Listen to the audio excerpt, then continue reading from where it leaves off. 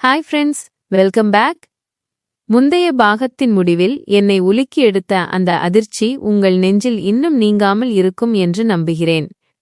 என் கணவர் அஜய்க்கும் குழந்தை பிறக்காது என்னை நம்ப வைத்து என்னுடன் பழகிய கிஷோருக்கும் மருத்துவ பரிசோதனையில் ஆண்மை குறைபாடு இருப்பது உறுதி செய்யப்பட்டுவிட்டது. அப்படியானால் என் கையில் வளர்ந்து நிற்கும் இந்த குழந்தை யாருடையது? இந்த மிகப்பெரிய இரகசியம் என்னைச் சுட்டெரிக்கும் அந்த நரகத்தின் உச்சக்கட்ட வலியை இப்போது உங்களிடம் நான் முழுமையாக பகிர்ந்தாக வேண்டும்.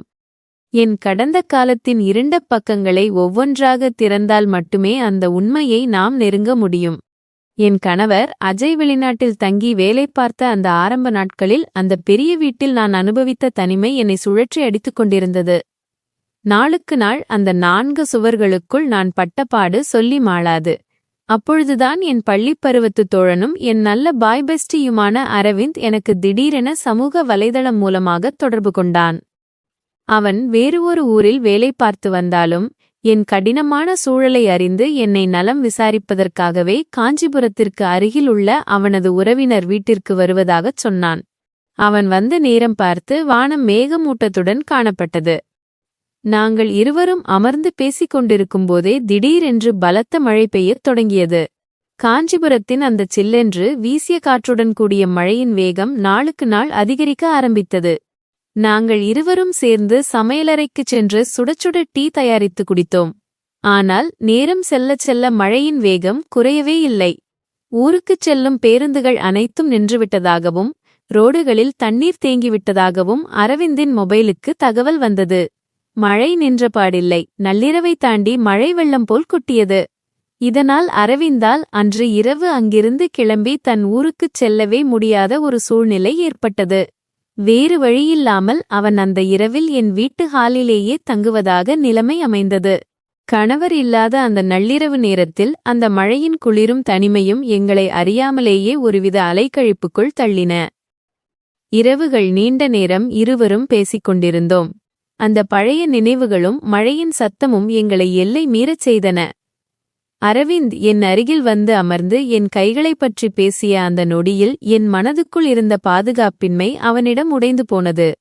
நாங்கள் இருவரும் அந்த தனிமை வீட்டில் யாருடைய பார்வையிலும் படாமல் நெருங்க முயன்றோம். ஆனால் அன்று அந்த மழையிரவில் அரவிந்துடன் நான் நெருக்கமாக இருக்க முயன்ற அந்த தருணம் முழுமை பெறவே இல்லை. அவனால் ரொம்ப நேரம் அந்த சூழலில் நிலைக்க முடியவில்லை.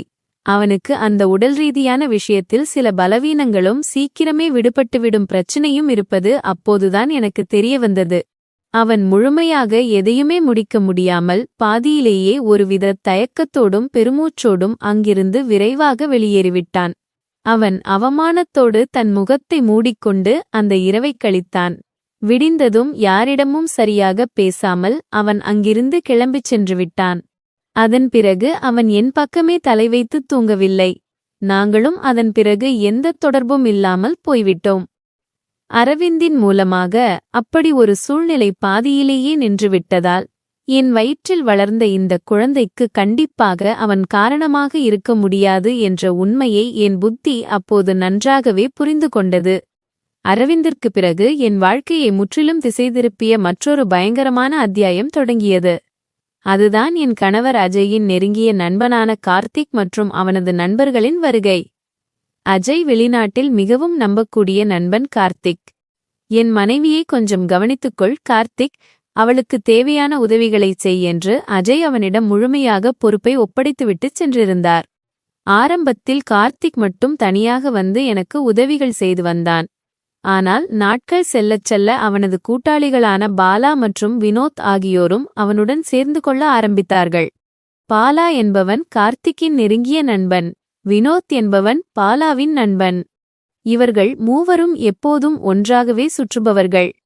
ஊரில் யாரிடமும் மாட்டிக்கொள்ளாமல் எப்படி உஷாராக இருக்க வேண்டும் என்பதில் இவர்கள் கில்லாடிகள். ஒரு நாள் மாலை நேரத்தில் கார்த்திக், பாலா மற்றும் வினோத் ஆகிய மூவரும் ஒன்றாக என் வீட்டிற்கு வந்தார்கள். அவர்கள் வரும்போதே என் கைசெலவுக்காக பழங்கள், காய்கறிகள், மளிகைப் பொருட்கள் மற்றும் தேவையான பணத்தை கூட கவரில் வைத்து என்னிடம் கொடுத்தார்கள். உனக்குத் தனிமை கஷ்டமாக இருக்கக்கூடாது, நாங்கள் பார்த்துக்கொள்கிறோம் என்று அவர்கள் காட்டிய அந்த அக்கறையும் கையில் திணித்த பணமும் என்னை அறியாமலேயே அவர்களை எதிர்க்க முடியாத ஒரு சூழ்நிலைக்கு தள்ளியது. என் கணவர் வெளிநாட்டில் என்னை கவனித்துக் கொள்ள ஆளில்லை என்ற ஏக்கம், இவர்கள் தரும் பண உதவியும் பராமரிப்பும் என்னை முற்றிலுமாக அவர்களிடம் அடிமையாக்கிவிட்டன. அதன் பிறகு அந்த 3 பேரும் ஒரு திட்டத்தின்படிதான் செயல்பட்டார்கள். அவர்கள் எப்போதும் மூவராகவே எங்கள் வீட்டிற்கு ஒன்றாகத்தான் வருவார்கள், புறப்படும்போதும் ஒன்றாகத்தான் செல்வார்கள். ஆனால் வீட்டிற்குள் நுழைந்ததும் அவர்களின் நாடகம் விசித்திரமாக மாறும். ஒருவன் என்னுடன் தனி அறைக்குள் இருக்கும்போது மற்ற இருவரும் ஹாலிலோ அல்லது வீட்டின் வெளிப்பகுதியிலோ காவலாளிகள் போல அமைதியாக அமர்ந்திருப்பார்கள். கொஞ்ச நேரம் கழித்து உள்ளே இருந்தவன் வெளியே வருவான், அடுத்தவன் உள்ளே செல்வான். இப்படியே மாறி மாறி அந்த 3 பேரும் முறை வைத்து என்னுடன் அந்த தனிமை தருணங்களை பகிர்ந்து கொண்டார்கள். ஆனால் இங்கேயும் ஒரு முக்கியமான மற்றும் குழப்பமான உண்மை இருந்தது.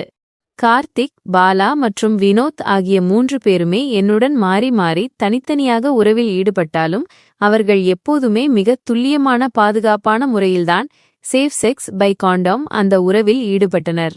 ஒரு முறை கூட அந்த பாதுகாப்பு முறை தவறியதே கிடையாது.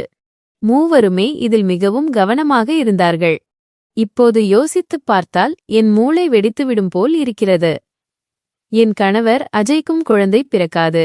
என்னை நம்ப வைத்து பழகிய கிஷோருக்கும் மருத்துவ பரிசோதனையில் ஆண்மை குறைபாடு உறுதி செய்யப்பட்டுவிட்டது.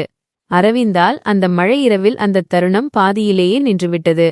கார்த்திக், பாலா மற்றும் வினோத் ஆகிய 3 பேருடன் நான் பலமுறை தொடர்பில் இருந்திருந்தாலும் அவர்களும் மிக பாதுகாப்பான முறையில்தான் எஃப் காண்டம் இருந்தார்கள்.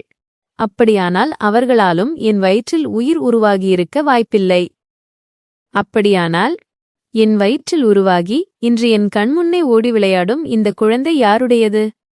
நான் நம்பிய ஒவ்வொரு வழியும், நான் தொட்ட ஒவ்வொரு புள்ளியும் இப்போது என்னை சுக்குநூறாக உடைத்து விசிறியடித்துவிட்டது. அஜய் இந்த குழந்தையை தன் சொந்த இரத்தமாக நினைத்து உயிரையே கொடுத்து கொண்டிருக்கிறார். கிஷோர் வேறு வாழ்க்கையில் இருக்கிறான். அரவிந்த், கார்த்திக், பாலா, வினோத் என யாருமே இதற்குரியவர்களாக இருக்க முடியாது. அப்படியானால் இந்த நாடகத்தின் பின்னணியில் இருக்கும் உண்மையான தந்தை யார்? இந்த உலகம் அறியாத அந்த பெரிய மர்மம் என்ன? இந்த உண்மையை இப்போது நான் யாரிடம் போய் கேட்பது? என் தலை சுற்றுகிறது, நெஞ்சம் வெடிக்கிறது. இந்த சபிக்கப்பட்ட இரகசியத்தின் கோரமுகம் அடுத்த பாகத்தில் உங்களை முழுமையாக உலுக்கப் போகிறது. இந்த மனிதர்களின் வாழ்க்கையில் அடுத்தது என்ன வெடிக்கப் போகிறது என்பதை தெரிந்து கொள்ள தொடர்ந்து இணைந்திருங்கள். சப்ஸ்கிரைப் பண்ணி அடுத்த பாகத்திற்காக வெயிட் பண்ணுங்க.